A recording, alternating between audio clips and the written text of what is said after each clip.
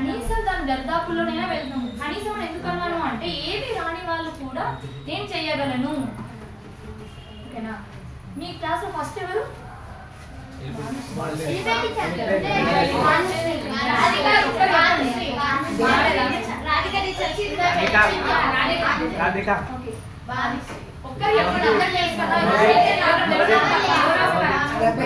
సరే ఓకే, భానుశ్రీ.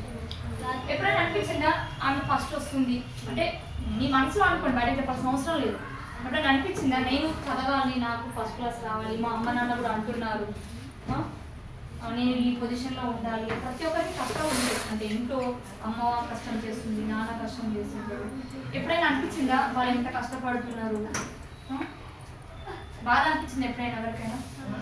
చెప్పకండి, బయట చెప్పకండి, మీ మనసులో అనుకోండి. ఓకేనా? చెప్పాల్సిన అవసరం లేదు. బట్ మీకు ఎంతో కొంత, మనము మనుషులమే కదా, మనకు మనసు అంటూ ఉంటుంది. మనసు అంటే మీకు పెద్దగా ఏమో ఊహించుకోకండి. బట్ ఎంతో కొంత బాధ, తిట్టినప్పుడు ఏడ్చే వాళ్ళు ఉంటారు కదా, అట్లాగే మనసుకు బాధ అవుతుంది కదా. అదే మా అమ్మ ఎంత కష్టపడుతుంది కదా, మా నాన్న ఎంత కష్టపడుతుంది కదా, నేను ఏదో ఒకటి చెయ్యాలి వీళ్ళకు, నేను ఏదో ఒకటి చెయ్యాలి వీళ్ళకు, నేను ఏదో ఒకటి చేస్తే నేను వాళ్ళు కూడా బాగుంటారు కదా, నా లైఫ్ కూడా బాగుంటుంది కదా అని ఎప్పుడైనా ఎవరైనా అనుకున్నారా? మరి అలా అనుకున్నప్పుడు ఏం కావాలనేది కూడా నిర్దేశించుకోవాలి కదా, దిశ నిర్దేశించుకోవాలి కదా. మన గోల్స్ ఎలా ఉండాలని చెప్పినా బిగ్, పెద్దగా ఉండాలి. పర్పస్ ఆఫ్ లైఫ్ నేను చెప్పింది అదే. మీ లైఫ్కి పర్పస్ ఏంటి అంటే మీరు పుట్టింది ఎందుకు? ప్రతి ఒక్కరు పుడుతుంటారు, కొన్ని కోట్ల మంది ఉన్నారు ఇప్పుడు మన దగ్గర. మన ఆల్రెడీ మన ఇండియాలో ఎంత పాపులేషన్ తెలుసా? 140 చేంజ్, 140 చేంజ్ అంటే క్రోర్స్. ఓకేనా? 140 కోట్ల చిల్లర. అందులో మనం ఎంత అబ్బా? మనం ఎంత? మనం ఎదగలేదు మనం అంటారా? మనం వచ్చి అడుగుతాం నువ్వు ఎదగలేవు ఎందుకని వాళ్ళు వచ్చి అడుగుతారు. 140 కోట్ల మనది ఎవరికి ఉండాలి? మనకి ఉండాలి. మన తల్లిదండ్రులు వేరే వచ్చి చూసుకుంటారా? మన కనీసం మన రిలేటివ్స్ చూసుకుంటారా? మరి ఎవరు చూసుకోవాలి? అమ్మ నాన్న ఎవరు చూసుకోవాలి కదా. మీ అమ్మ నాన్న మీరు చూసుకున్నట్టు మీరు ఎంత కష్టపడాలి? కష్టపడాల్సిన అవద్దు, కష్టపడాలి. నేను ఒక మాట చెప్తాను ఏంటంటే, మీరు ఇష్టపడి చదవండి, కష్టపడకండి.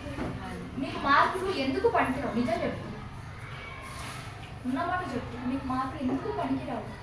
కానీ మార్కులు ఉండాలి అంటే ఉండాలి. కానీ ఈ కానీలో పెద్ద రహస్యం ఉంది కదా. ఇంటర్ తర్వాత ఏం చేయాలి, డిగ్రీ తర్వాత ఏం చేయాలి అనేది ఎవరికైనా తెలుసా? డిసైడ్ అయ్యారా?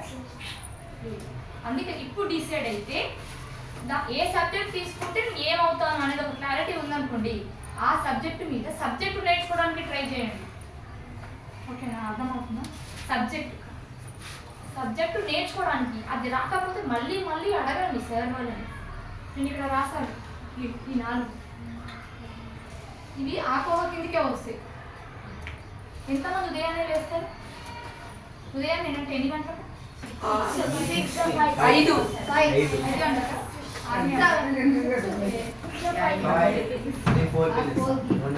లేచి ఏం చేస్తాం?